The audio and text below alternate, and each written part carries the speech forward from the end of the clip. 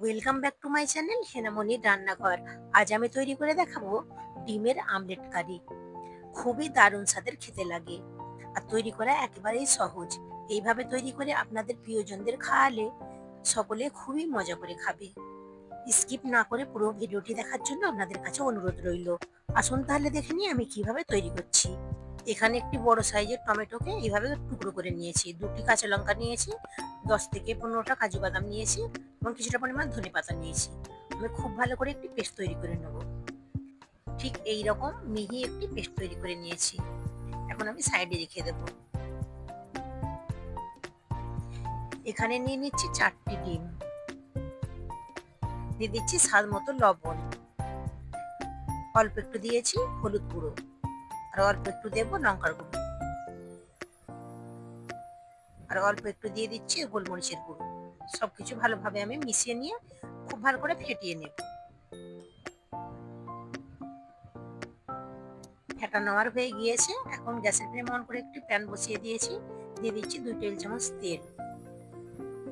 এখন কিছুটা পরিমাণ ডিমের ব্যাটার আমি ঢেলে দিচ্ছি।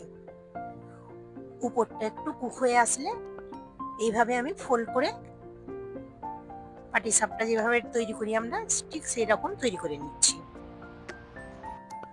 ভেজে নেওয়া ডিমগুলোকে সাইডে রেখে দিয়েছি, ততক্ষণ ঠান্ডা হোক। এখন গ্রেভিটা রেডি করে নেব। তার জন্য কড়াইয়ের মধ্যে 2 টেবিল চামচ তেল দিয়ে দিলাম। ফোড়নের জন্য দিয়ে দিচ্ছি 2টি তেজপাতা, 4টি এলাচ, 4টি লবঙ্গ এবং 2 টুকরো দারচিনি দিয়েছি, হাফ চামচ দিয়েছি গোটা জিরে। ফোড়নটা কয়েক সেকেন্ড ভেজে নিয়েছি। এখন দিয়ে দিচ্ছি হাফ কাপ পেঁয়াজ কুচি। পেঁয়াজকে এইভাবে মিহি করে কুচিয়ে নিয়েছি। এখন আমি পেঁয়াজগুলোকে লাল লাল করে ভেজে নেব। দিয়ে দিচ্ছি 1 টেবিল চামচ আদা রসুন বাটা। নেড়ে চেড়ে এখন আমি ভেজে নিচ্ছি। ভাজা আমার হয়ে গিয়েছে, দিয়ে দিচ্ছি স্বাদ মতো লবণ।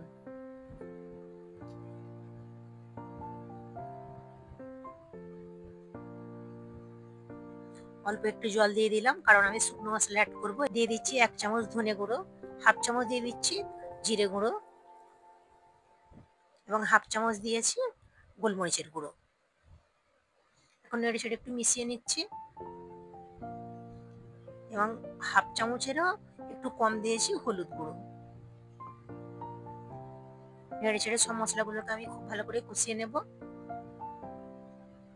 মশলা আমার কষানো হয়ে গিয়েছে।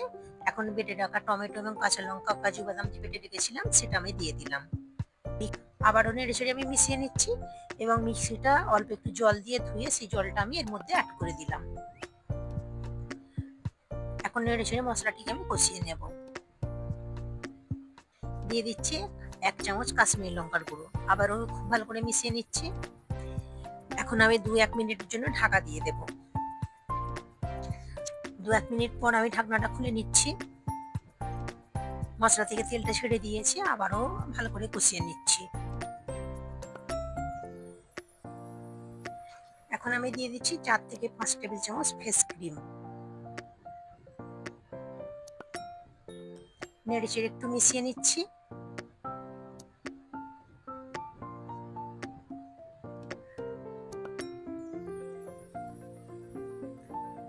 এখন আমি ঢাকা দিয়ে দিচ্ছি। 2 মিনিটের জন্য ঢাকা দিয়েছিলাম, ঢাকনাটা খুলে নিয়েছি। তেল এখন সেপারেট হয়ে গিয়েছে। আবার নেড়ে চেড়ে আমি একটু কষিয়ে নিচ্ছি।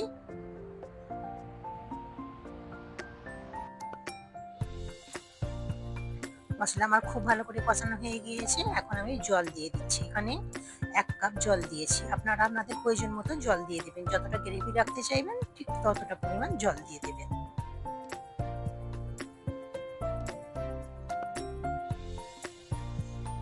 সবকিছু মশলা আমি মিশিয়ে নিয়েছি। এখন গ্রেভিটা ফোটার জন্য আমি ঢাকা দিয়ে দিলাম। ডিমের আমলেটগুলোকে আমি এইভাবে কেটে নিয়েছি। এখন গ্রেভিটা ফুটে উঠেছে। ডিমগুলো একটু একটু করে আমি দিয়ে দেবো।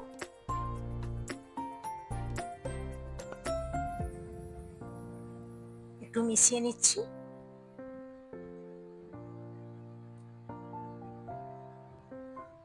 আবারও 2-1 মিনিটের জন্য ঢাকা দিয়েছিলাম।